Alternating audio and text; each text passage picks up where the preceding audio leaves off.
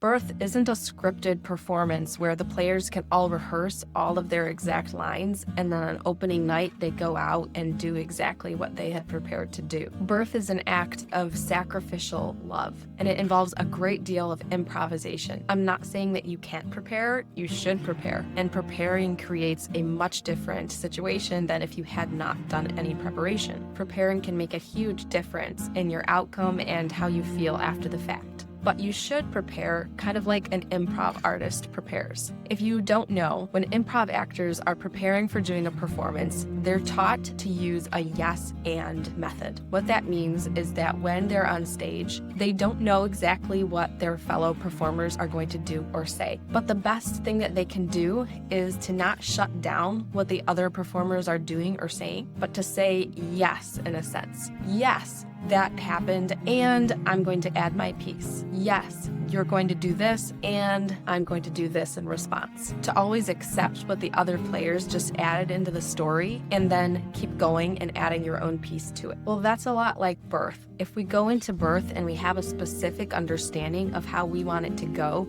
and when things start to go a little askew, we think, no, I didn't want it to go this way. I have to pull things back on track. We're going to start to get very frustrated, maybe even scared. But if we go in with a yes and understanding of birth, then we could say, okay, yes, this provider asked me this, and I'm going to respond in this way. Okay, yes, my baby is in this position. Okay, yes, I'm having a little bit of a stalled moment in labor, and here's what I'm going to do. A good birth isn't one that goes perfectly. It's one where you showed up with the knowledge and the understanding and the strength and the courage that you had on that day, and you handled everything according to your own resources.